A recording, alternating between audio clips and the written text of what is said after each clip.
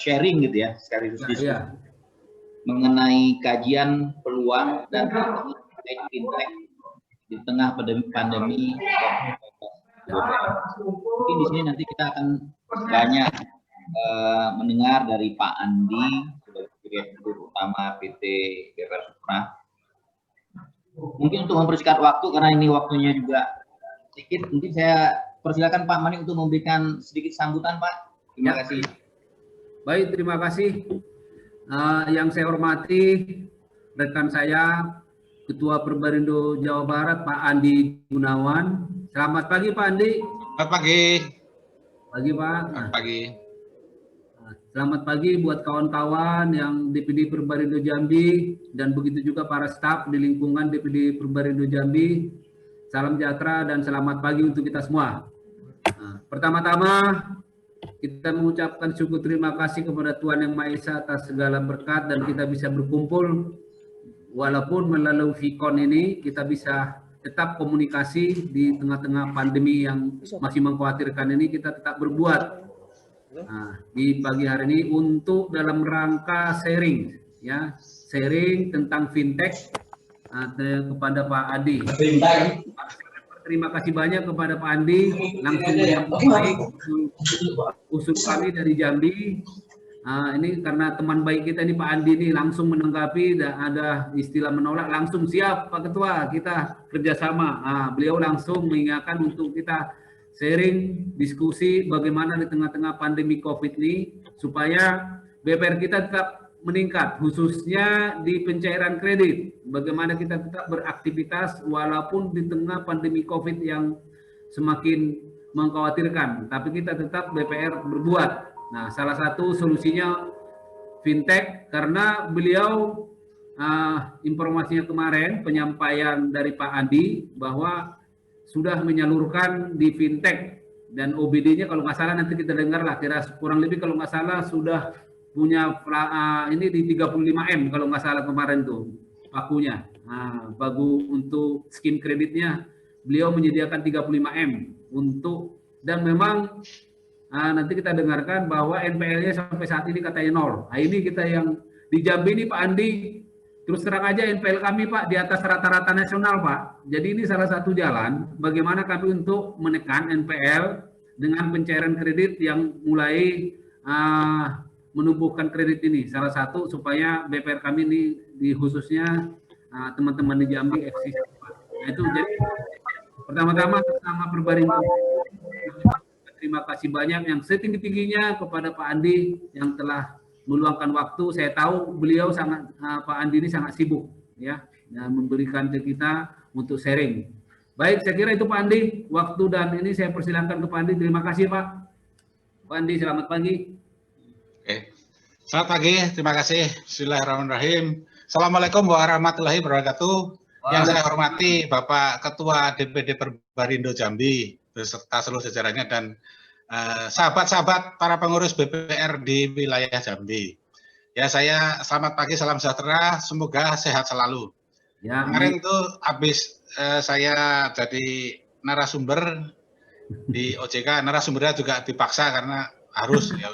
Kemudian dipaksa lagi sama Pak Mane. Jelas saya tuh ya malu apa ya mungkin ya tapi udahlah saya ceritakan pengalaman saya saja apa yang sudah saya alami. Karena selama berjalan pun saya juga tidak mungkin banyak pertanyaan, mungkin juga dari pengawas dan lain sebagainya, tapi itu kita lalui sampai akhirnya kita pada satu titik kemarin yang seperti disimpulkan oleh Pak Mane, kita mulai di tahun 2017 itu sudah mulai aware seperti bapak-bapak hari ini aware, pengen tahu apa itu ada masalah apa. Nah, kita di 2017 sudah mulai, di 2018 baru rilis kredit melalui fintech. Itu pun hanya maksimum cuma 5 miliar. Jadi saya flashback sebentar aja apa yang saya sudah uraikan waktu saya jadi pembicara kemarin. Nanti mungkin akan diatur oleh Pak Ketua. Ini biasanya lebih banyak di praktik atau apa yang terjadi di lapangan. Nanti akan lebih banyak diketahui oleh teman-teman dari tanya jawab. Tanya jawab tuh banyak sekali pertanyaan pengen digali, pengen tahu bagaimana NPL 0. Nah itu nanti tanya jawab nanti jadi bisa berkembang. Tapi saya flashback aja dulu, kemarin saya mulai di 2018 dengan 5 miliar dikasih pagu dan 5 miliar terpakai di 2018. Alhamdulillah waktu itu NPL-nya 0. Kemudian masuk di 2019 kita tambah berani, jadi punya pagu 10 miliar dan itu NPL-nya juga 0. Kemudian masuk di 2020 kita minta pagu lagi 25 miliar. Nah sudah habis 25 miliar, era pandemi ini kita kan bingung nih Pak, tiap hari saya disuruh tekennya restrukturisasi terus kredit baru nggak ada, paling kredit kecil-kecil ya. Terus kapan naiknya, yang ada tuh kalau baca neraca tiap hari pinjamannya turun terus total bagi DP-nya turun. Tapi kita lihat di fintech tetap kencang, terus di internet juga kita minta tambah lagi 10 miliar. Jadi di tahun 2020 ini kita memperoleh pagu disetujui oleh komisaris maupun pengusaha saham untuk bermain di fintech sampai 35 miliar. Nah, outstanding kemarin waktu per akhir Agustus ketika saya berbicara sebagai narasumber di OJK, outstanding kita sekitar sudah 25 miliar. Dan total disbursement itu artinya kredit yang pernah kita keluarkan dari tahun 2018 sampai 2020 akhir Agustus kemarin totalnya udah disburse itu 78 miliar. Itu yang sudah kita lakukan. Dan terakhir memang posisi NPL 0. Itu yang saya sampaikan. Kemudian dari situ tentu banyak sekali pertanyaan, kenapa bisa 0? Ini mungkin juga bohong, nggak mungkin bisa 0 gitu ya. Ya dengan berbagai cerita, karena saya sudah mencoba main fintech P2P itu NPL-nya gede. Ya terserah mau percaya tidak percaya. Cuma saya berbicara di situ juga tentunya nggak sekedar bicara, karena kan ada juga nanti pengawas yang mendengar apakah benar dan dia bisa cerita. Nah, perjalanan seperti itu. Jadi kalau mau mencoba di fintech memang sesuatu yang baru. Aturannya belum ada. Baru ada aturan tuh belum ada. Kita jalan di 2018 mulai aturannya belum ada. Jadi semua serba susah, serba siapa yang salah, siapa yang benar. Mungkin suatu saat pengawas juga banyak bertanya begini begitu ya. Pengawas selalu juga benar karena dia juga selalu memperhatikan bagaimana bank ini harus tetap sustainable karena dia juga menghimpun dana masyarakat dan itu harus aman. Kita maklum itu semua.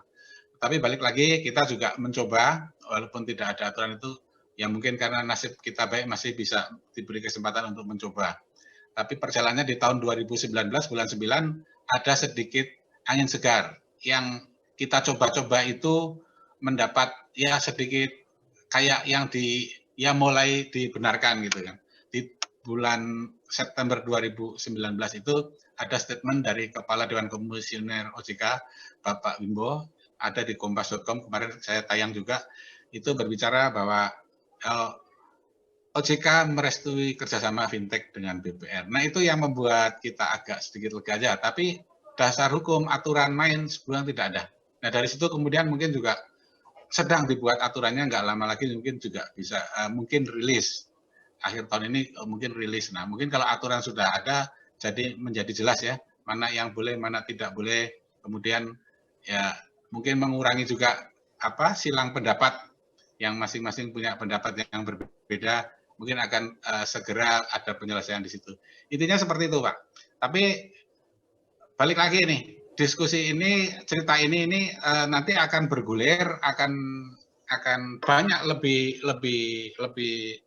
diketahui, lebih banyak prakteknya seperti apa. Saya kira Pak Manik boleh pandu, pasti teman-teman di guide aja satu-satu bertanya. Nanti itu banyak sekali pertanyaan. Nah dari situ pertanyaan itu juga kurang lebih nanti teman-teman itu kurang lebih sama. Misalnya bagaimana cara memberikan kredit ke fintech, gitu kan? Terus seperti apa? Terus apakah harus bertemu dengan debit borrower-nya gitu? Terus kemudian juga NPL-nya kenapa bisa 0 gitu? Kemudian juga nanti ada pertanyaan masih batas wilayahnya. Dari pertanyaan-pertanyaan itu nanti kita jawab, kita diskusikan. Nanti bapak-bapak pemahamannya lebih cepat menerima karena bapak-bapak saya yakin semua orang lapangan tahu persis permasalahannya. Silakan Pak Manik dipandu aja. Baik, terima kasih Pak Andi yang telah memberikan sekilas pandang tentang fintech ini ya. Jadi untuk teman-teman ketahui bahwa fintech ini Pak Andi ini adalah salah satu praktisi dan memang testimoni ya sudah melakukan, sudah kita dengar bagaimana beliau sudah memulai dari 2018 ya, 2018 sampai sekarang, dan kita dengar sendiri NPL-nya 0. Jadi kalau kami bermain di sawit ini Pak, NPL-nya lebih gede Pak. Jadi itu makanya kita ini cari peluang yang baru nih di fintech ini. Kalau nggak salah informasinya fintech ada yang terdaftar di OJK itu 158 ya, 158 kantor kalau nggak salah fintech yang resmi terdaftar di OJK.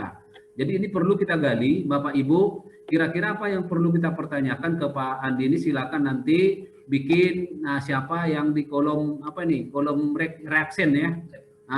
Kolom chat atau memang reaction boleh nanti apa kira-kira pertanyaannya, silakan kalau memang di reaction angkat tangan, kira-kira mau bertanya nanti langsung kami ini pandu ya pada teman-teman yang ini. Yang pertama-tama dulu Pak Andi, ini tadi Bapak sudah menerangkan bagaimana kira-kira manajemen di fintech ini. Terus terang kami mungkin hanya ada beberapa BPR di sini yang baru, yang mungkin memulai di fintech. Kalau kami sendiri lebih banyak, mungkin bisa saya pastikan 80% mungkin belum mengenal. Termasuk saya Pak, belum mengenal dunia fintech ini, karena kan belum memulai. Jadi ini dasar kita yang perlu kita gali ke Pak Andi ini, kira-kira ini caranya seperti apa dalam pemberian di fintech ini, karena memang informasi dari Pak Andi kemarin kalau nggak salah semuanya sudah terscoring dari pihak fintech ya. Memang itu keunggulan fintech ini, scoringnya itu yang luar biasa, mengalahi, kalau saya dengar mengalahi sampai Slick ya, sampai detail-detailnya juga mereka lebih tahu gitu loh daripada Slick. Dari scoring fintech ini, mungkin dari Pevindo saya nggak tahu kerjasamanya dengan Pevindo, saya nggak begitu paham. Bagaimana kira-kira Pak memulai awalnya bekerja sama dengan fintech ini, kita untuk memulai untuk melihat profil fintechnya, kira-kira Pak Andi, supaya kita nanti bisa bekerja sama dengan fintechnya. Dari mana kita kira bisa memulainya profil fintech ini yang kira-kira bisa nanti kita sounding, dari mana kira-kira mulainya awalnya Pak Andi? Saya dulu Pak. Oke, jadi tentunya pertama kali kita harus milih fintech yang kita mau ajak kerjasama itu yang mana. Mungkin yang lebih sederhana, sekarang kan fintech sudah berizin. Dulu ketika saya mulai, belum ada fintech yang berizin, hanya terdaftar. Yang Bapak sebutkan 100 lebih itu terdaftar. Sekarang dari yang terdaftar itu sudah ada sekian puluh sudah berizin. Ketika saya mulai belum berizin. Nah, mungkin kalau udah berizin mungkin lebih jelas. Terus beberapa fintech yang besar itu. Mungkin nanti mulai cari kontak personnya. Kalau kami dulu malah mulainya, kita tuh sama sekali lebih buta dari Bapak dulu di 2018 kan kita mulai rilis di 2017, kita sudah mulai masuk kenalan dulu sama orang fintech. Bagaimana bisa kita kenal sama mereka, bisa tahu mereka. Dulu tuh kita ya ikut, kalau mereka ada seminar, ada apa, kita ikutlah jadi peserta. Lama-lama situ banyak teman, banyak orang-orang fintech. Terus kita satu persatu nanti dari sini dikenalkan lagi, terus mereka ada acara apa, kita diajak, kita dengar, lama-lama terus kita mencoba. Tapi kalau sekarang mungkin Bapak entry-nya sudah bisa lebih fokus ya. Mungkin sudah aja yang sudah berizin, atau siapa lihat yang udah bekerja sama dengan BPR mana, dicari kontak personnya, terus mulai berbicara dengan mereka. Jadi setelah bicara dengan mereka, nanti ya itu bicara, itu cara pertama mendekatinya. Nah, nanti cara teknisnya apanya tergantung lagi nih. Nanti pertanyaan berikutnya mau berkembang sampai teknis. Tapi untuk yang pertama, bagaimana mulai masuk ya? Seperti itu mungkin sudah pilih aja yang mungkin sudah berizin. Karena sudah berizin itu udah mulai screening yang lebih ketat lagi di OJK.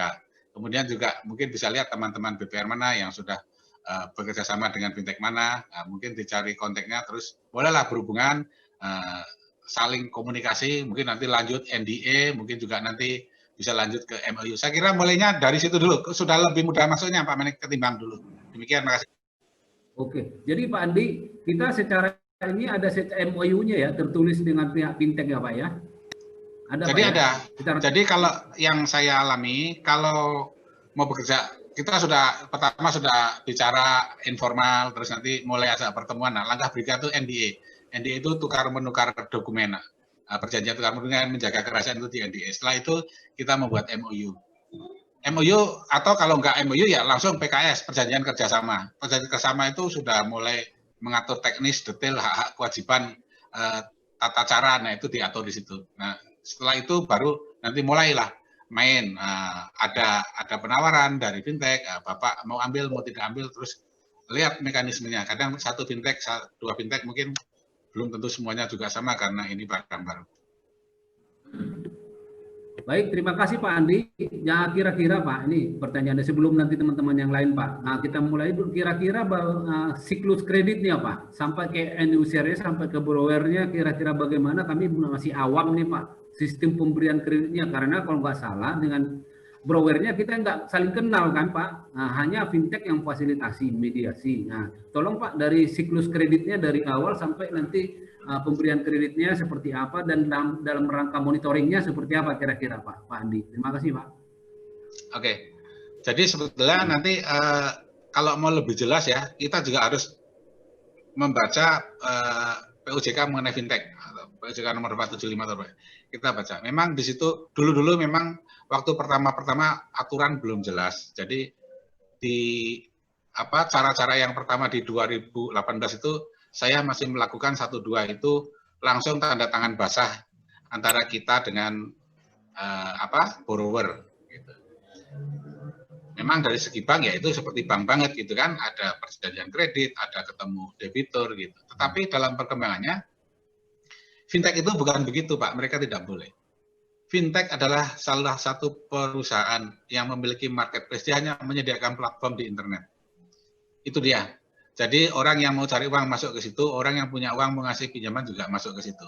Itu prinsipnya itu. Terus kita nggak boleh ngasih pinjam ke fintech-nya, nggak boleh.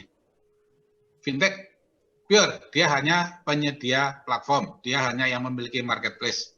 Jadi dia tidak boleh utang atau kita ngutangin dia, atau dia ngutangin ke borrower juga nggak boleh. Karena dia hanya penyedia platform di internet.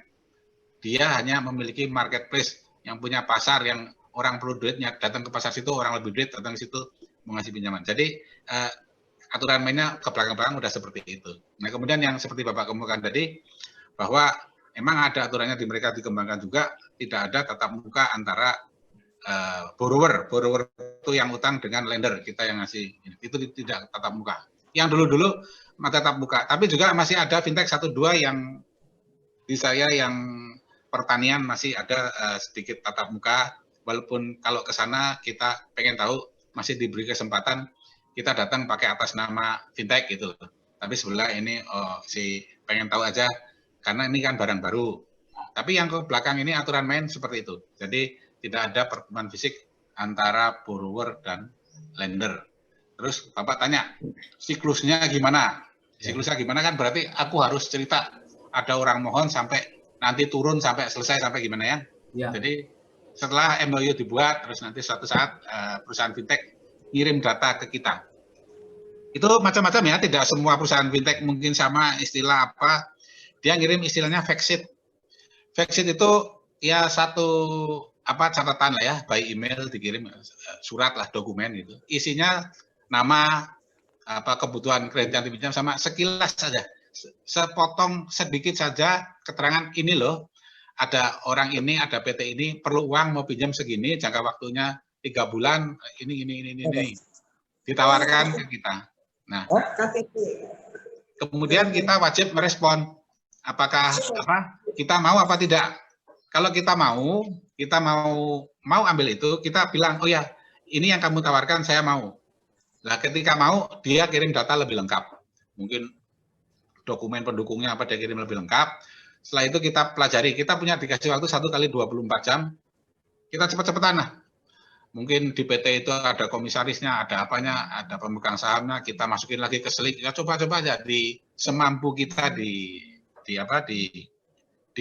analisa ulang atau di mitigasi ulang atau istilahnya apa diperiksa ulang sebisa kita. 1 kali 24 jam udah oke, deal, kita mau jalan ya udah, terus janjian kapan uangnya harus masuk. Nah uangnya masuk itu kan seperti saya kemukakan kemarin, kita sudah punya virtual account di dia, si calon borrower juga sudah ada virtual account di dia. Jadi nanti itu kita janjian, oke, kita udah siap mau masukin uang transfer tanggal segini nih, pagi hari. Karena prinsipnya transaksi itu harus selesai terima di tangan borrower dalam tempo 1 hari. Nggak boleh uang itu nginap di rekeningnya fintech, nggak boleh. Karena kan prinsipnya fintech hanya penyedia platform. Kalau nginap nanti dia bisa dituduh menghimpun dana, nggak bisa. Jadi memang kita janjian oke bisa, jadi kita transfer langsung sekian lama hari itu juga selesai langsung sampai ke tangan borrower. Ya sudah, jalan seperti itu 3 bulan nanti tiap bulan bayar atau lunas sampai suatu saat jatuh tempo ya lunas. Jadi kenapa masih NPL 0 ya kebetulan mungkin ya masih pas yang dipilih pas juga jangka waktu yang sangat pendek. Saya mungkin milih hanya yang lebih banyak yang invoice financing. Invoice financing itu misalnya begini loh Pak. PT ini mau PT ini sebagai rekanannya Adikarya. Dia udah store mungkin batu split berapa ratus truk, nah terus tinggal bayarnya mundur. Nah dia perlu modal kerja, tagihannya ini kan dibawa ke fintech.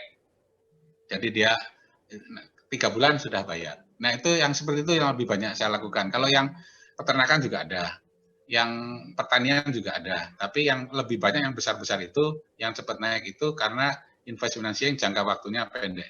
Itu siklusnya seperti itu, nanti saatnya bayar, dia bayar, ya terus lunas terus selesai. Pas lunas juga, si fintech juga nggak boleh berlama-lama nyimpan uang. Batasnya 1 kali 24 jam, dia bayar langsung masuk ke virtual account kita. Mekanismenya seperti itu Pak, silakan di ini. Ya, baik Pak Andi. Supaya ini berlanjut lagi Pak Andi. Ini sebelum teman-teman ini cuci tangan atau ini, saya tambah lagi Pak Andi.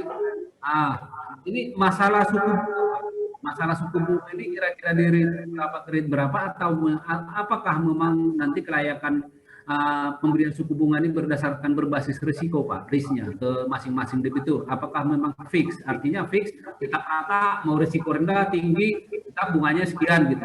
Menurut Pak Andi, yang pengalaman Pak Andi, kisaran bunganya dari berapa ke berapa dan memang berbasis risiko ya Pak? Baik Pak, kira-kira. Oke.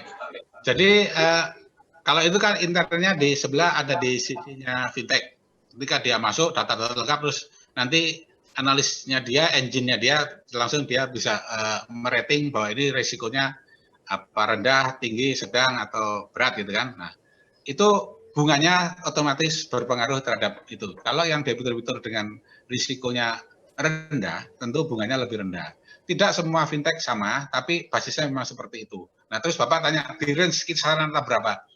Kalau yang sudah kita, misalnya salah satu contoh aja, Investri itu rate-nya antara 12 sampai 20%. Kalau yang risikonya sangat rendah, bisa 12% efektif. Kalau berat ya sampai yang paling risikonya agak besar itu 20%. Nah, itu salah satu contoh yang Bapak tanyakan itu kurang lebih range bunga itu juga berpengaruh terhadap ratingnya dia, risikonya, kemudian juga besarannya dari 12 ke 20. Demikian Pak. Ya baik Pak. Kira-kira plafonnya Pak Andi ini yang telah dengan BPR Supra Pak, plafon limit plafonnya untuk yang fintech kira-kira berapa Pak yang sudah Bapak layani Pak? Jadi kalau fintech itu ada batasannya, maksimum 2 miliar ya. Kita ada yang 2 miliar Pak, ada 300 juta, 80 juta, tapi maksimum 2 miliar Pak. Baik Pak, ada yang ini yang sudah masuk chatnya ini. Dari BPR Mitra Lestari silakan langsung menanyakan kira-kira begini Pak Andi. Saya pengen bagaimana mekanisme penagihan debitur apabila debitur wan prestasi Pak. Kalau boleh tahu saat ini fintech mana yang sudah kerjasama dengan Bapak. Nah ini kira-kira pertanyaannya Pak. Cukup jelas Pak Andi kira-kira? Oke, cukup jelas. Ya. Jadi sebetulnya yang kita alami, yang saya dalami sekarang itu, sebetulnya lepas kreditnya itu, ya saya sama aja sebagai kredit yang sudah saya alami. Ya nanti dilaporkan sebagai pinjaman yang diberikan, terus borrowernya itu juga kalau dilaporan juga kita laporkan sebagai debitur kita, gitu kan. Kemudian juga dislik apa semua kita laporkan gitu. Tetapi kalau dengan fintech ini memang yang melakukan analisa itu fintech. Di kemarin saya sampaikan, bukannya langsung kita kasih brojol-brojol terus itu enggak. Kita tidak, hampir dikata kita melakukan cuma cek ulang aja, tapi analisa dan mitigasi risikonya itu di depan sudah dilakukan oleh fintech.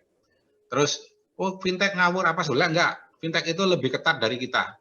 Fintech itu juga melakukan analisa kredit. Seperti saya kemukakan kemarin, dia juga menerapkan 5C of credit analysis. Cuma C-nya yang satu yang kolateral dia tidak jalankan karena pinjaman ini tidak ada jaminan.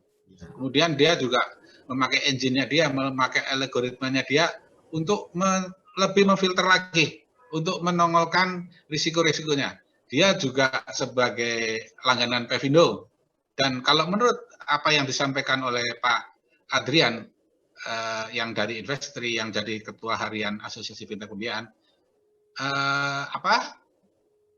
rating dari Pevindo itu dia paling kepakainya cuma ngehit cuma 10%. Jadi dia masih banyak sumber yang lain gitu. Nah, karena sudah dilakukan analisis dia, kita langsung turun kredit. Semua dilakukan dia. Demikian juga nanti pertanyaan yang Bapak sampaikan tadi, kalau macet gimana? Kalau macet ya dia nagih.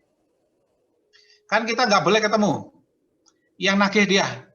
Nanti bagaimana nagih dia, tetap, tapi ada komunikasi juga dengan dia. Posisi dia telat bayar, ini dalam penagihan, terus dia mau apa, semua dilakukan oleh perusahaan fintechnya. Kita hanya nerima di belakang gitu loh. Jadi memang tidak ada pertemuan lagi antara kita dengan fintech. Jadi penagihan, analisis itu semua dilakukan oleh fintech. Demikian, makasih Pak. Baik Pak Andi. Ini lagi Pak, ada menyusul pertanyaan lagi nih dari BPR Perdana Cipta Sejahtera ya. Nah kira-kira kurang lebih pertanyaan seperti ini Pak Andi. Nasabah yang dipilih hanya bolehkah di kota yang sama atau boleh di seluruh Indonesia? Sementara kadang-kadang yang ini pengawas hanya boleh di wilayah-wilayah tertentu. Kira-kira bagaimana nih Pak fintech ini?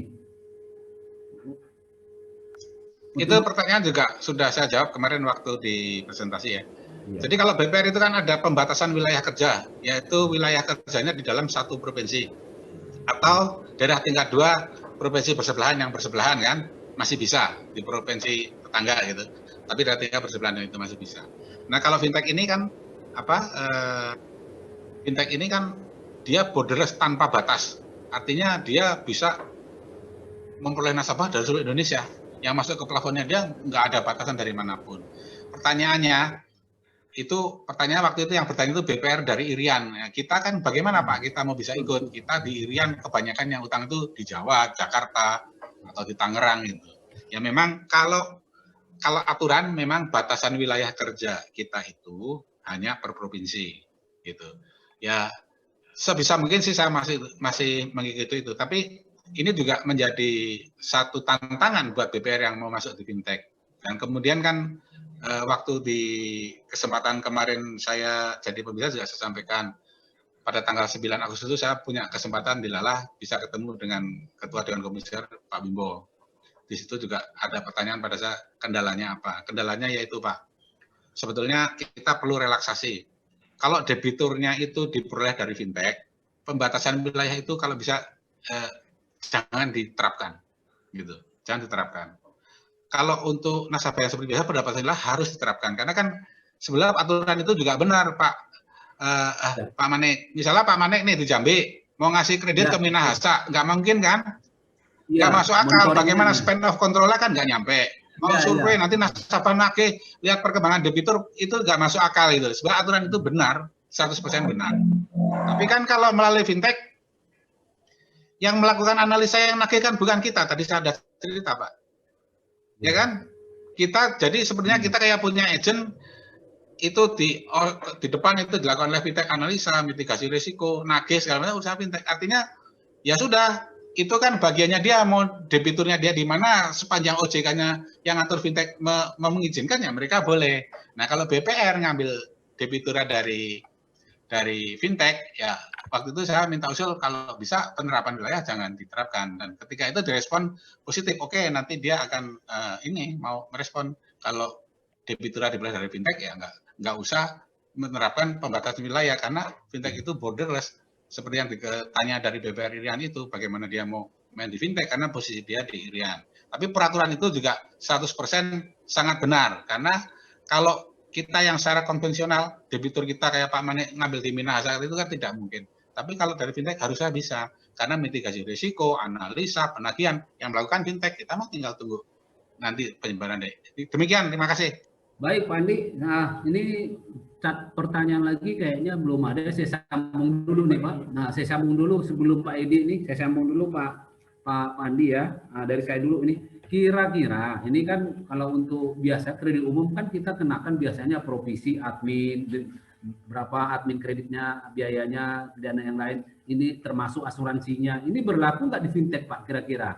Kira kita melakukan provisi, melakukan biaya potongan administrasi kredit, terus kita debiturnya atau borrowernya kita lakukan ada asuransinya nggak Pak? Diasuransikan nggak kira-kira ini? Nah, terus kira-kira jasa ke fintech ini apa Pak? Kira-kira dari kita itu? Kalau kita keluarkan jasa antara banknya dengan fintechnya kira-kira Pak? Itu kira Pak Andi. Oke, kalau dari fintech ke borrower tentu apa itu ada ya. Kalau kita sih itu masing-masing fintech juga berbeda-beda. Tapi biaya-biaya itu ada. Misalnya nanti setelah dia nagih lunas sukses, kita ada bayar seperti fee itu juga ada. Itu 0 sekian berapa persen itu ada. Jadi memang itu ada. Tergantung perjanjiannya lah masing-masing bagaimana. Terus yang tidak menerapkan itu juga ada. Jadi karena ini kan barang baru, fintech kan juga yang bermain juga baru-baru itu seperti itu. Tapi asuransi juga ada, gitu ya. Jadi salah satu yang membackup kita adalah asuransi. Walaupun tidak ada jaminan, tapi ada asuransi. Ketika macet, asuransi mengcover. Itu. Iya. Tapi biaya itu semua ada yang menerapkan, ada yang tidak, tergantung dirundingkan aja. Berapa persen, karena fintech yang satu dan fintech yang lain berbeda. Asuransi juga ada, kadang ada yang harus bayar kita, atau nanti fintech juga yang bayar borrowernya, itu masing-masing fintech bisa berbeda-beda. Karena tidak ada aturan yang baku. Makasih. Oke, iya, makasih Pak Andi. Nah, ini ada dari teman kita lagi nih Pak Andi. Nah, dari teman kita dari Pak Edi Sujanto dari BPR Arta ini Pak.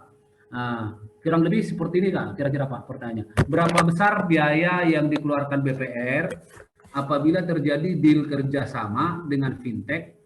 Nah, terus apakah ada juga biaya transaksi seperti ini yang saya pertanyakan tadi nih, provisi pencairan ataupun komisi penagihan, kurang lebih seperti itu Pak. Tadi sebagian sudah terjawab Pak Andi. Itu kira-kira pertanyaan dari Pak Edi Sujanto Pak. Silakan Pak. Jadi kalau deal kerjasama terus kudu bayar berapa itu sih kita belum ada ya. Tapi nggak tahu kalau ke depan-depan itu kan segala sesuatu mungkin terjadi. Ya kita sudah deal, pertama deal ya sudah. Terus nanti mungkin kalau terjadi kita mau turun kredit, ya mungkin pertama asuransi kita harus bayar, itu juga kita bisa kejadian. Kemudian juga setelah tagihan ini lunas selesai, dia juga meng-charge kita biaya, itu juga ada. Jadi biaya-biaya itu ada, satu fintech dan satu yang lain itu berbeda-beda. Tidak semua sama, tidak ada standarisasinya. Ada yang cas, ada yang juga tidak. Yang tadinya tidak cas, tahu teman yang ngecas, sekarang kita minta ini Pak, kalau sudah lunas kita ada fee, ada sesuatu lah yang bisa diperoleh oleh fintech. Jangan fintech melulu dapat dari borrowernya, tapi dari banknya juga ada. Itu ada. Tadinya ada, tadinya tidak ada, kemudian terakhir minta supaya ada kontribusi dari banknya setelah lunas sekian 0, berapa persen bayar ke fintech. Itu ada Pak. Tinggal dirunding aja, hitung-hitungan masuk apa enggak masuk. Kalau deal ya jalan, kalau enggak ya enggak. Tapi semua mungkin bahwa kita setelah selesai bayar lunas, bayar fee ada, tapi ada juga yang tidak menerapkan. Terus yang udah tidak menerapkan lama-lama minta diterapkan juga ada gitu. Karena dia minta supaya ada kontribusinya dari bank ke fintech. Intinya sih seperti itu. Terima kasih. Baik Pak Andi. Nah ini ada pertanyaan lagi Pak Andi. Banyak nih Pak Andi, memang heboh nih fintech ini. Bapak ini harus capek juga nih satu hari 1 jam ini Pak Andi. Pak Andi dari Ramganda nih Pak. Pertanyaan dari BPR Ramganda, anggota kita. Apakah kredit yang bermasalah itu menjadi tanggung jawab pihak fintech? Karena yang membuat analisis kreditnya semuanya adalah fintech, bukan BPR yang bertanggung jawab terhadap NPL. Nah, gimana kira-kira Pak Andi? Jadi kalau kredit itu menjadi bermasalah, ya jadi bermasalah di kita. Artinya duit kita, risiko kita, gitu kan? Tetapi kan ada suatu komitmen bahwa yang nagihnya kredit bermasalah, kita juga ngalami, bank kita juga ngalami kredit macet, kredit bermasalah, ya kita nagih. Tetapi dalam hal ini yang nagih itu perusahaan fintechnya. Itu yang terjadi di saya. Tapi tidak tahu beberapa fintech kan, karena ini kan barang baru. Mungkin ada yang berbeda pula. Ada yang cuma fintech, kalau kerjasamanya cuma ngambil dikasih terus selanjutnya terserah Anda. Ya mungkin ada yang seperti itu, gitu kan. Nah, kalau saya enggak, saya ambil yang dia analisa, dia yang melakukan mitigasi risikonya, dia yang scoring, kemudian dia ketemu bunganya saya ikut. Dan kalau terjadi masalah, nagih, dia nagih, gitu loh. Karena kan saya nggak mungkin nagih, nggak boleh ketemu debitur, gitu. Tapi ada juga yang kalian bekerja sama fintech kan cuma dapat, nih, ada masuk di platform saya, nih, kamu mau nggak ambil? Ya kamu kasih selanjutnya urusannya kalian, gitu kan. Dia cuma ngasih suplai, kalau mau ambil, nggak mau, udah. Nah, kita nggak ambil yang seperti itu. Kita ambillah yang ikut nanti, kalau dari segi penagihan meleset, ada apa, dia yang melakukan. Terus misalnya sampai harus klaim asuransi, mereka yang ngurusin, saya terima klaimnya aja hasilnya. Tapi saya diberi report, laporannya sampai kayak apa, perkembangannya, nagihnya apa, kita tahu posisinya. Jadi risiko tetap ada di kita, kalau nggak bayar ya duit kita yang hilang. Tapi upaya penagihan, kalau ada upaya hukum, juga dia yang maju. Paling kita sebagai pihak yang memberi kuasa, karena kita kan sebagai lendernya. Tapi semua yang ngurus apa semua dia lakukan. Itu fintech yang bekerjasama dengan saya demikian, Pak. Saya tidak tahu karena ada berbagai macam jenis kerjasama yang tidak ada standarnya, yang mungkin bisa berbeda-beda. Makasih. Baik Pak Andi. Nah ini untuk menambah lagi dari Pak Andi yang terus terang, yang fintech ini kan tentunya artinya kan ini kan tanpa agunan ya, kolateral. Tentunya apabila bermasalah ini memang jadi risiko besar buat BPR karena langsung dicadangkan 100% karena tanpa agunan. Jadi harus memang betul-betul melihat seperti yang disampaikan Pak Andi tadi, lihat fintech yang memang sampai bisa mengcover risiko ya, risikonya. Terus ini kira-kira ada pertanyaan lagi nih Pak dari BPR Sentral Dana Mandiri. Nah, pertanyaan pertama ada 3 nih pertanyaan Pak, satu-satu dulu. Yang pertama, setelah MOU, misal dengan Investri, apakah diberikan aplikasi khusus untuk BPR dan bagaimana teknis proses approval-nya di BPR sendiri? Itu kira-kira dulu Pak, yang pertama Pak Andi. Oke, jadi sebetulnya seperti dikemukakan waktu kemarin itu oleh Pak Sony dari Bank Mandiri. Jadi jelimet digitalnya apa itu kan platformnya dia menyediakan dengan apa? Dengan calon borrowernya. Sebelum kalau kita mah gampang aja, kita kan cuma oke, ini loh nawarin juga by email. Jadi kita belum sampai bekerja sama sampai host to host sampai semuanya itu sudah wah digital itu enggak. Ya digital apa itu kan mereka mencari borrower, mencari lender itu secara digital di platform. Tapi pelaksana ya udah dia nawarin by email, ini loh ada sekian perusahaan, kamu mau apa enggak ngambil sekilas infonya, info yang sekilas aja. Oh, kamu mau yang nomor 1 2 3 4, oke 1 2 3 4 dia kirim data detailnya. Terus 1 kali 24 jam kamu jawab ini oke mau aku mau turun, langsung turunin duitnya. Jadi duitnya turun juga manual nih kita pakai kita juga transfer ke virtual account. Kita sudah dibukakan virtual account, borrower juga sudah dibukakan virtual account. Jadi kita transfer ke virtual account itu yang rekening induknya kan punya si fintech. Ya, kita transfer aja ke sana nanti selanjutnya pindah-pindah rekening itu yang ngaturin fintech. Jadi kita kerjanya masih juga bulan semuanya tuh serba otomatis enggak. Tapi tetap cara mereka memperoleh debito, cara mereka menganalisa, merating itu memang by engine. Tapi ketika turun kredit ya kita transfer, kayak kita transfer seperti biasa. Jadi nanti kalau mereka dapat duit, ya mereka transfer ke rekening kita. Seperti itu Pak. Jadi belum sampai jauh, sampai kayak masuk sistemnya menyediakan aplikasi, enggak. Setelah MOU, kalau dia tawarin, MOU udah selesai, kalau dia tawarin ini ada nih, mau apa enggak? Ada 5, oh enggak, aku milih yang nomor 2 aja, ya udah. Terus pelajari ini tak kasih datanya lebih lengkap, periksa, oh ya, mau turun besok, oke, kita masukin duitnya ke virtual account, kita transfer set, nanti dia ngatur pindahin ke sana. Udah seperti itu. Selanjutnya mekanismenya jalan di internetnya fintech. Demikian Pak. Oke, makasih Pak Andi. Terus yang nomor 2 Pak, pertanyaan lagi nomor 2, ada 3 pertanyaan dia. Nomor 2, bagaimana untuk mengetahui tingkat risiko yang seperti A+ atau A? Contoh fintech Investri, apakah ada panduannya Pak? Panduan artinya panduan untuk menentukan risikonya, klasifikasi risikonya Pak. Jadi yang klasifikasi risiko berarti profil risikonya calon peminjam ini ya Pak ya? Ya. Ya.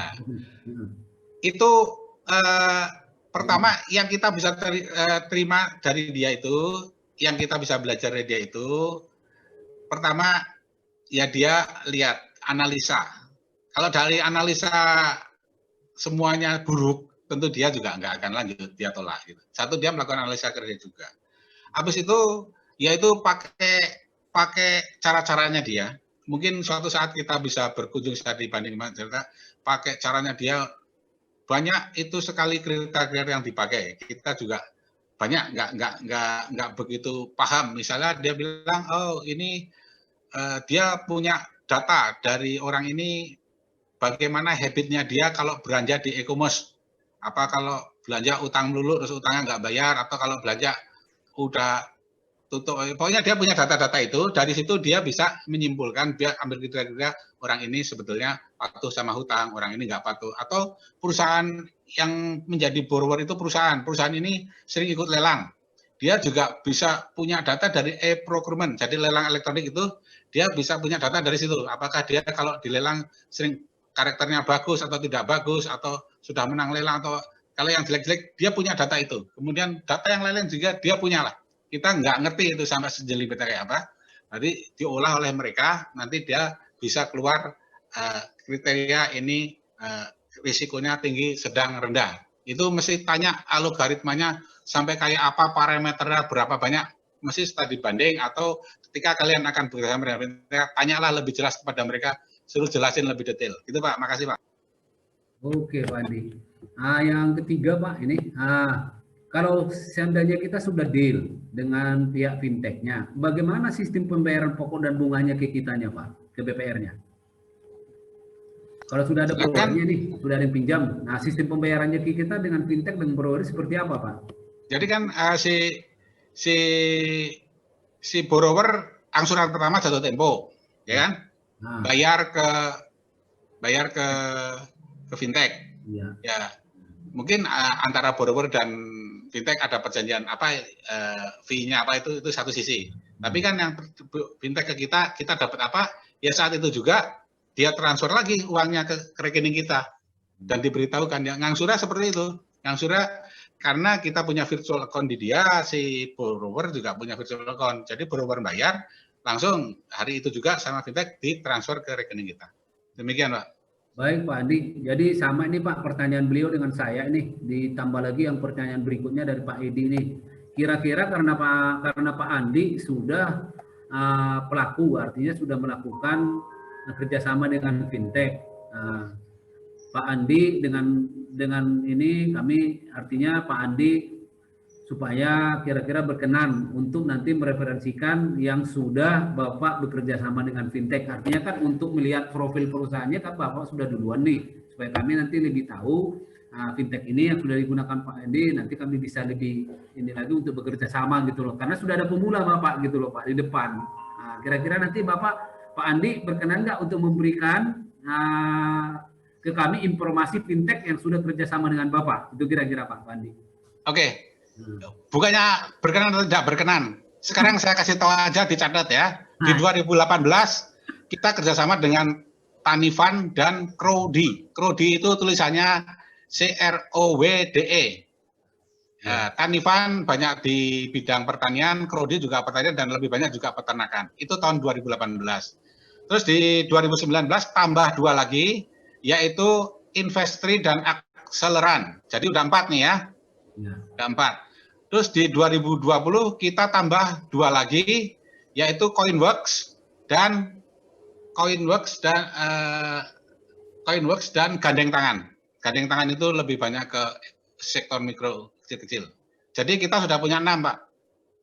Nah, yang sudah kita kerjasama itu 6, itu 6-nya saya beritahukan ke Bapak. Dan dalam progres yang sekarang kita lagi menjajaki itu Aku Laku dan Sanders. Sanders itu dia lebih banyak ini apa, supply chain di Jawa Barat. Dia memang banyak sebagai distributor makanan ya gitulah. Jadi dia ada fintechnya namanya Sanders. Itu juga baru progres, belum rilis, tapi sudah sama Sandi sudah dekat, sudah MOU apa, tinggal ya paling tunggu mulai aja. Jadi yang sudah jalan dengan kita 6, saya sudah sebutkan semua buat Pak Mane, nggak ada yang tutup-tutupi. Makasih. Baik, Pak, kasih Pak Andin. Inilah arti seorang sahabat itu, Pak. Langsung memang diberikan jalan keluarnya.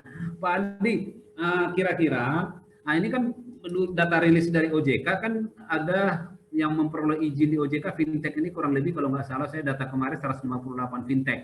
Nah, terus menurut Pak Andi, kira-kira ini dari fintech ini ada nggak spesialisasinya, Pak? Contoh fintech yang Bapak sebutkan tadi ini khusus pertanian, ini khusus perkebunan, ini khusus UMKM. Ada nggak dari antara fintech yang sudah Bapak ketahui spesialisasinya di fintech ini kira-kira, Pak? Makasih, Pak.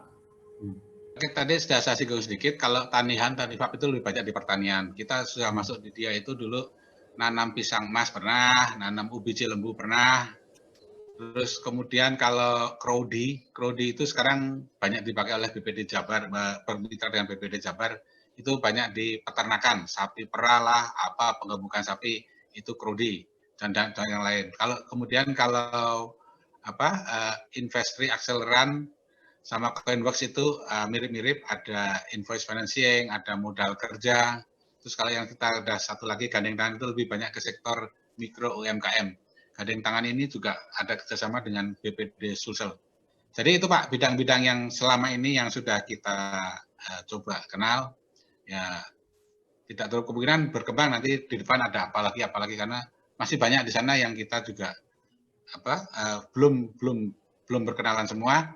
Kemudian dari yang sudah kita bekerja sama itu, Tanihub sudah berizin dan pasti semuanya sudah terdaftar lah. Pak Tanihub itu sudah berizin, Prodi hampir dapat izin, mungkin nggak tahu sudah dekat dia masih terdaftar. Kalau Investri Acceleran sudah berizin, Coinworks juga sudah berizin, gandeng tangan masih terdaftar dalam proses izin. Nah itu ceritanya kalau berizin dan terdaftar yang kita sudah kerjasama posisinya seperti itu. Makasih Pak. Baik, terima kasih Pak Andi. Ini tambah lagi nih Pak, pertanyaannya lagi nih dari Pak Sekjen kita nih, Pak Suartono. Berapa rata-rata fee yang diberikan BPR Supra kepada pihak fintech saat ini Pak Andi? Rata-rata fee-nya katanya Pak. Di bawah 1% ya, 0, berapa? Karena itu kan tergantung jangka waktunya Pak. Ya, jangka waktunya itu kan ada 3 bulan, 6 bulan gitu. 0, sih, karena jangka waktunya sebentar, paling 3 bulan. Demikian Pak. Baik Pak, makasih Pak Andi. Ini lanjut lagi dari BPR Perdana. Selama bekerja sama dengan fintech, poin-poin apa saja yang harus diperhatikan agar tidak terjadi masalah Pak Andi? Nomor 1 yang harus diperhatikan adalah modal harus benar-benar fit. Karena kalau dia macet, kamu harus bikin cadangan 100%. Kalau cadangan 100% kan langsung biaya ngehit, laba kita langsung drop. Kalau sampai kurang, karnya turun. Nah, itu pasti jadi masalah kalau karnya turun. Tapi kalau kalian modal kuat, karnya mungkin di atas ada 18%, bikin cadangan ya oke-oke aja gitu. Kemudian juga harus melihat dulu lah, mungkin mulainya jangan terlalu besar. Jangan terlalu besar, arti kata besar kecil itu kan relatif ya. Artinya kalau saya mulai dengan 5 miliar, outstanding pinjaman sudah 500 miliar, kan sebelah itu bisa dikata hanya berapa itu Pak? 1%, ya kan? Jadi kalau sampai kenapa-napa itu juga nggak terlalu mempengaruhi banknya secara keseluruhan. Karena kan sebelah itu dari seluruh portfolio angkanya tidak terlalu besar. Coba dari yang situ belajar. Nanti kalau lulus bagus, nggak macet, jadi tambah berani ya. Saya juga tidak bilang saya pasti selamat. Ya nasib saya sampai hari ini masih seperti itu. Tapi sudah 3 tahun ya seperti itu. Tapi kita yang penting juga kita harus selalu hati-hati. Mulai dari yang kecil-kecil dulu, nanti bertahap naik. Terus juga banyak juga batasan. Kalau udah di atas, kalau sudah masuk 1 miliar, masih ada rekomendasi dari manajemen risiko itu juga kita lakukan. Walaupun waktunya sangat mendesak 1x24 jam, tapi saya maksa itu tetap dijalankan. Ya seperti itu. Jadi ya harus terus hati-hati, terus dipantau terus, karena kita nggak tahu. Memang sampai hari ini NPL 0, sudah 3 tahun NPL 0 gitu. Terus permasalahan apa ya ada, bisa diselesaikan. Tapi kan tetap harus hati-hati, harus diukur terus. Yang paling penting harus modalnya dulu kuat. Kalau sampai kenapa-napa, jangan sampai nyusahin. Nah, kalau udah kenapa-napa nyusahin, nah pasti kita juga dari pihak pengawas pasti habislah kita. Kalau sudah coba-coba main situ, banknya jadi tambah jelek, jadi apa ya, apa boleh buat, kita mesti terima. Tapi kalau kita siap, kita hati-hati, ya insya Allah moga-moga aman. Baik, terima kasih Pak Andi. Nah, berarti untuk rekan-rekan yang lain ini, yang seperti keterangan Pak Andi harus memang dibagi portofolio kreditnya Pak. Kita mulai dulu dari yang kecil dulu, baru nanti. Tapi nanti jangan lupa portofolio kreditnya harus berimbang Pak. Jangan nanti dominan di situ, begitu kolek fintechnya kita mampus. Jadi itu yang perlu satu waspada ya, waspada poin-poin yang ditanyakan dari BPR Perdana tadi, termasuk kekuatan modalnya. Terus dari pertanyaan lagi ini Pak, dari rekan saya, pertanyaan dari Batanghari ini, dari rekan saya, apakah BPR menerima laporan rutin, laporan keuangannya maksudnya Pak, laporan keuangan rutin menerima dan informasi nasabah yang menggunakan fasilitas fintech atau borrower itu, apakah memang kita dapat tiap bulan laporannya Pak dari fintech? Jadi ya, yang laporan tentu kita minta ya, laporan. Tapi kalau neraca tiap bulan mungkin ya maunya sih diminta. Bagian risk kita itu juga pasti kasih saran, minta laporan keuangan 3 bulan. Tapi kadang hal itu tuh sulit juga gitu. Yang penting kita mantau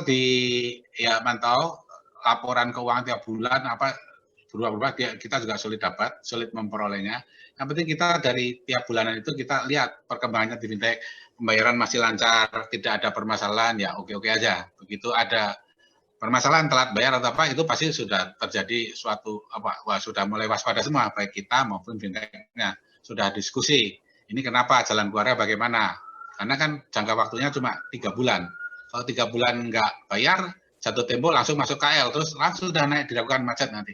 Nah itu. Jadi memang sering komunikasi, tapi informasi disuplai terus mengenai laporan keuangan dan segala sesuatu mendebitrasi tidak, karena utang cuma 3 bulan, mereka juga mungkin waktu ngajukan sudah ngirim cash flow, sudah ngirim apa ke fintech, ya sudah itu aja 3 bulan lunas. Kadang belum 3 bulan juga, baru sebulan ternyata udah dilunasi. Karena memang kita ngambilnya yang seperti itu Pak. Apalagi kalau sekarang fintechnya misalnya kita yang pertanian, yang nanam ubi gitu. Bagaimana kita dapat laporan? Yang penting ya laporannya masih lancar, terus sekali kalau bisa diberi kesempatan untuk, ada juga kalau yang di kita itu, yang pertanian kadang diberi kesempatan boleh nengok petaninya kayak apa kita dibohongin atau tidak, fiktif atau tidak, ya ada sekali yang boleh. Tapi prinsipnya yang fintech-fintech yang harusnya itu nggak boleh bertemu, tapi kita kadang suka ya masih datang hadir, ada yang memberi kesempatan datang sebagai nama orang fintech, pengen tahu aja, pengen meyakinkan kita. Saya kira itu Pak, makasih. Baik Pak Andi. Lanjutannya lagi Pak, turunan ini ya. Untuk kolektivitas kreditnya, kolektivitas kredit di fintech ini, apakah memang berlaku POJK 33 apa ada peraturan yang lain Pak kira-kira untuk kolektivitas, penggolongan kolektivitas di kredit fintech ini Pak? Pak Andi. Nah, sebelah kan mengenai ini kan tidak ada pembedaan. Aturan mengenai fintech kan dari pertama saya bilang tidak ada. Hanya kita sekarang BPR bersama dengan fintech itu baru pegang hanya karena ada merestui gitu. Jadi kalau saya menganggapnya begini, bahwa kredit-kredit yang kita lepas itu ya seperti kredit biasa, hanya waktu mengakuisisi, nangkep debiturnya itu saya pakai fintech, gitu loh. Tapi laporannya ya tetap itu modal kerja. Nanti kalau sudah jatuh tempo nggak bayar ya KL, terus urut-urutannya ngikutin 6 bulan, berapa bulan ya ngikut, mau KL diragukan macet. Saya ngikutin itu aja. Jadi ngikutin POJK yang udah ada, karena nggak ada aturan khusus yang mengatur mengenai itu. Pokoknya supaya lebih mudah, saya pikir ya itu seperti debitur biasa. Toh saya masukkan ke SLIK juga, cuma waktu saya memperoleh tidak seperti biasanya. Ada mohon ke kita survei gitu, enggak. Itu yang melakukan pihak lain gitu. Di outsourcing lah apa. Gitu. Tapi kalau begitu turun ya semuanya ikut di kita. Mau jenis kreditnya, modal kerja, pelaporannya semua masuk ke SLIK semua. Kita semua ikut seperti apa yang ada. Baik Pak, berarti untuk rekan-rekan ketahui tetap POJK 33 Pak yang berlaku untuk kredit fintech ini. Terus ada pertanyaan lagi Pak, ini dari BPR Perdana Cipta Sejahtera. masalah-masalah apa saja yang sering dihadapi Pak Andi selama 3 tahun ini Pak di fintech? Itu Pak. Masalah tentu banyak pertanyaan dari pengawas karena ini barang baru. Ya kita juga harus bisa menjelaskan baik-baik karena kan juga ya sama-sama ini belajar gitu. Kita juga harus bisa membangun komunikasi yang baik lah. Itu pasti permasalahan utama. Dan kita jelaskan. Terus kita juga harus selalu di intern kita sendiri itu juga harus selalu aware, harus selalu juga ada yang mengingatkan bahwa komisaris kita juga setiap kali kan juga dipantau bagaimana kerjasama dengan fintech kondisinya. Kalau udah mulai memerah tentu nanti kan ada treatment yang berbeda, harus berhenti dulu atau harus dikurangi. Tapi selama ini sih oke aja. Saya kira itu Pak. Terus kemudian juga kesulitan lain itu kesulitan sih sama aja. Kalau kesulitan kalau telat bayar ya kita sulit. Tapi sulitnya kita kan nggak ikut nagih. Sulitnya kita ya bolak-balik rapat sama fintechnya. Kadang ke Jakarta, kadang email-emailan sampai di mana terus meeting nanti ya cari solusi bersama gitu kan. Karena yang nagih itu yang ngerasain nanti kan fintechnya. Seperti saya kemukakan di awal bahwa analisis kalau jadi macet yang nagih fintech. Tapi kita juga sulit karena kita kan juga nggak mau kredit ini bermasalah. Barang baru di kita bermasalah pasti kita banyak disorot. Jadi sama-sama lah itu berusaha ya solusi bareng-bareng akhirnya selesai. Yang sampai hari ini begitu Pak. Makasih. Baik, terima kasih Pak Andi. Karena ada waktu lagi kurang lebih 5 menit lagi nih. Kayaknya pertanyaan di sini nggak ada. Ini UKBIMA di mana nih Pak? Pak Oyong. Kira-kira Pak Oyong ada pertanyaan nggak Pak Oyong? Karena saya dengar kemarin di chatting beliau sudah mulai fintech. Apa memang ada yang perlu di-sharing untuk pengalaman ke Pak Andi, Pak? Mana nih UKBIMA, Pak Oyong? Silakan Pak Oyong. Pak Oyong lagi survei, Pak. Lagi survei? Iya. Dari direkturnya ada? Dari penjabaran tadi kurang lebih sebenarnya sama Pak yang kita jalanin. Kayak teman-teman tadi kan ada yang tanya masalah fee segala macam itu sudah tertera di ininya MOU semua itu udah dijabarkan Pak. Jadi memang kita tinggal jalan itu saja. Kita memang hanya sebatas pemantauan sebatas leak saja Pak. Seperti itu. Jadi tidak ada memang mereka kan kasih tuh analisanya seperti apa, scoring, KTP segala macam semua dikasih ke kita, tapi nanti kita hanya tinggal melakukan slik saja. Kalau berdasarkan sliknya nanti kita merasa layak, misalnya tidak ada call 5 atau segala macam, ya kita lanjut. Nanti mereka proses, jarak biasanya cuma 1 jam, mereka kirim berkas untuk dilakukan pencairan melalui virtual account. Setelah itu ada proses lagi semacam tanda tangan elektronik. Nah itu yang dijalankan oleh dirut langsung kalau di kita Pak, karena Pak Oyong yang menjalankan bisnis. Nanti setelah itu dari situ keluarlah PK kreditnya Pak, seperti itu. Baik. Nah, dari bapak-bapak yang lain ada mau bertanya lagi, mau menggali nih? Masih ada waktu kurang lebih 4 menit lagi nih, 4 menit lagi untuk kita sita waktunya Pak Andi ini. Ada dari bapak-bapak yang lain? Dari Pak Saad barangkali?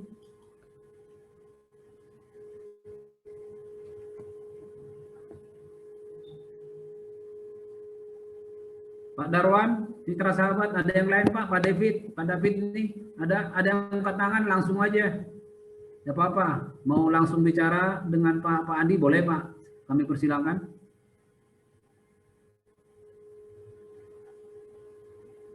Baik, nampaknya nggak ada lagi nih Pak Andi. Udah clear semua ini Pak Andi.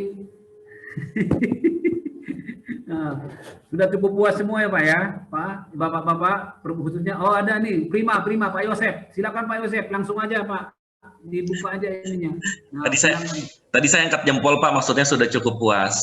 Oke, kalau misalnya memang dikasih kesempatan, saya cuma nanya aja, Pak Andi, apakah ada bekerja sama, saya nggak tahu nama fintechnya apa, dengan fintech yang punyanya Amar Bank Pak? Oke, jadi Amar Bank saya tidak melakukan kerjasama. Saya hanya ada penempatan dana di sana kerjasamanya. Karena ya kalau beberapa teman ada BPR Jawa Timur juga melakukan kerjasama dengan Amar Bank. Terus ada penawaran yang menarik dari Amar Bank kalau katanya kalau macet ditukar atau pokoknya kalau macet itu langsung dia yang take over dan lain. Kalau ada macet ada pembicaraan seperti itu dari BPN Jombang, Pak Avandi itu cerita sama saya seperti itu, Amar Bank. Tapi kalau saya tidak ada kerjasama, karena itu kan bank. Nah, kemudian juga saya di sana hanya penempatan dana aja dalam bentuk. Makasih Pak, makasih. Baik, makasih Pak Andi, Pak Yosef. Ada lagi yang lain Pak? Mumpung ada kesempatan, jarang-jarang nih Pak dengan Pak Andi ini. Oh, beliau sangat piawai saya lihat nih. Memang betul-betul menguasai fintech nih. Apapun ditanya ada jawabannya. Hebat ini beliau nih. Pak Tanjumin ada Pak? Angkat tangan kayaknya. Cukup. Oh cukup. Nah, Pak David Ya, ada Pak. Silakan Ikut Pak. diskusi Pak.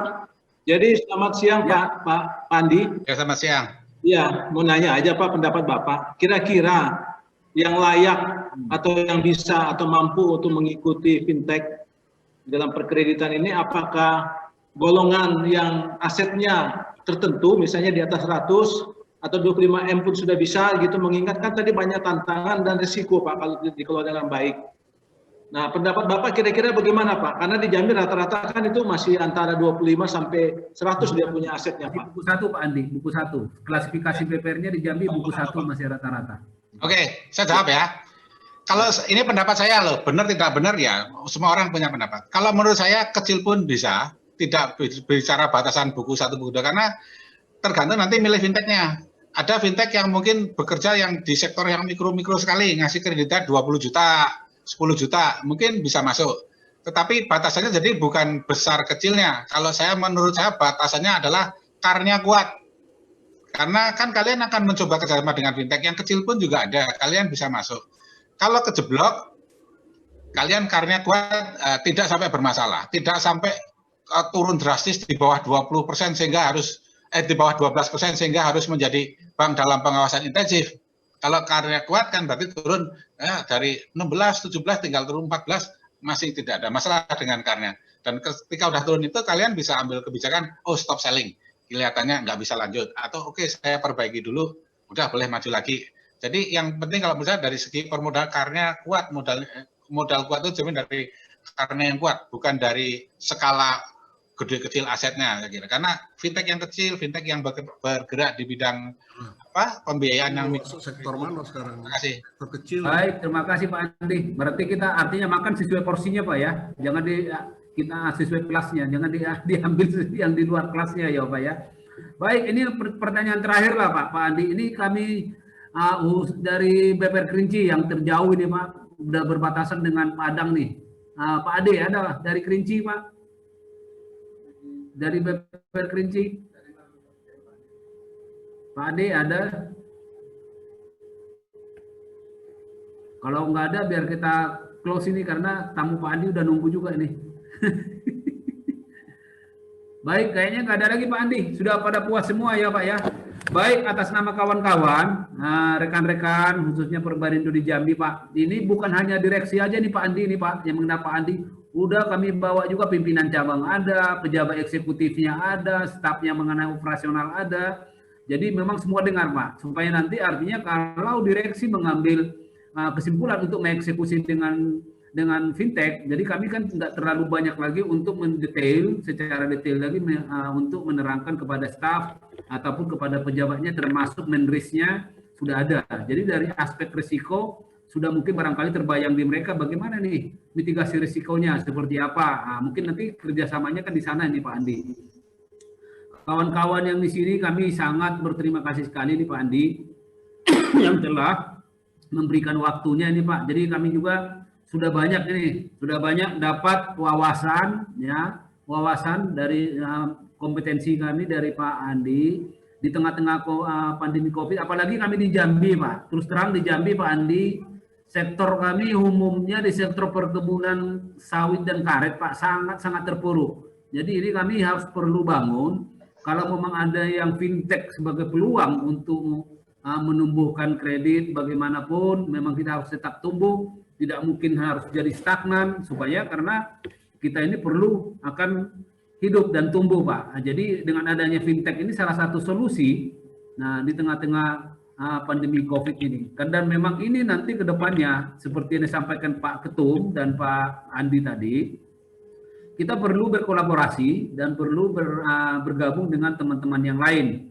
di masa-masa yang akan datang. Kalau hanya hidup sendiri kayaknya susah. Dan barangkali pun nanti akan bisa kita linkkan dengan Pevindo ya Pak ya. Program Perbarindo juga sudah ada Pevindo untuk mungkin men-scoring ya. Kalaupun nantinya tidak fintech atau mau scoring, silakan aja nanti Pak tindak lanjutnya. Nanti karena program Perbarindo dari pusat ada juga ke arah sana. Jadi sebagai closing statement dari saya ke Pak Andi ya, sekali lagi Pak Andi terima kasih Pak atas ininya kerjasama ini yang Bapak sudah memberikan pencerahan di sini, memberikan yang luar biasa ke kami, dan saya lihat Pak Andi sangat-sangat menguasai betul. Dari seluk manapun ditanya selalu memang betul ada jawaban dan memang betul realitanya seperti itu. Terjawab Pak. Saya sendiri cukup puas dan teman-teman yang lain sangat puas Pak atas kehadiran Bapak di sini untuk ini. Barangkali itu Pak Andi, apabila ada yang kurang berkenan dari kami dan kawan-kawan, mohon maaf, dimaafkan Pak Andi. Ya Pak Andi ya. Silakan Pak Andi lagi untuk closing. Oke, makasih Pak. Ya, saya juga mau dimaafkan kalau ada yang salah-salah apa. Ini juga bukannya hanya sekedar sharing lah Pak. Sebelah aku juga nggak mau kalau nggak tinta Pak Mani entar saya nggak pamer atau gimana. Tapi nggak apa-apa lah kita cerita pengalaman ini. Tapi yang saya lihat mungkin bapak-bapak, ibu-ibu di sini sekalian sudah bisa mulai inisiasi. Karena saya lihat yang BPR UK Bima itu sudah memulai dan sudah ada bicara tanda tangan elektronik segala macam. Itu Bapak boleh start dibanding di sana yang dekat aja gitu kan. Secara keseluruhan Bapak sudah kita bicara ngalor gitu, tapi yang fakta yang mau dilihat depan mata, kelihatan di mata apa aja, dokumennya kayak apa, fact sheet-nya kayak apa, perjanjian kredit kayak apa, tanda tangan kredit, datanglah ke BPR UK Bima, mungkin mereka bisa sharing yang langsung dekat dan secara fisik apa yang di awang-awang ini bisa nyata di sana. Itu kalau ada kekurangan mohon dimaafkan. Semoga Bapak Ibu semua sehat, kita Perbarindo Ya, tetap kompak, BPR tetap maju. Terima kasih. Assalamualaikum warahmatullahi wabarakatuh. Waalaikumsalam. Kalau nggak COVID ini Pak, kami mesti dibandingkan ke BPR Bapak nih ke Supra, ke Jawa Barat. Ya, gitu Pak. Iya, tapi tunggu habis COVID-nya dulu Pak ya. Ya. Baik, kami silakan Pak Sekjen untuk menutup Pak. Kami kembalikan ke MC lagi. Pak Sekjen, silakan Pak. Ya, terima kasih Pak Manik. Terutama terima kasih kepada Pak Andi. Terima kasih banyak Pak atas sharing yang diberikan kepada kita semua. Mudah-mudahan bermanfaat buat kita semua. Mungkin itu aja dari kami untuk sharing diskusi ini kita akhiri. Wassalamualaikum warahmatullahi wabarakatuh. Selamat siang. Makasih banyak Pak Andi. Terima kasih Pak Andi, terima kasih banyak. Pak Manik juga terima kasih Pak. Ya, sukses ya Pak Andi. Thank you Pak Andi. Udah langsung live di biar kamu deh.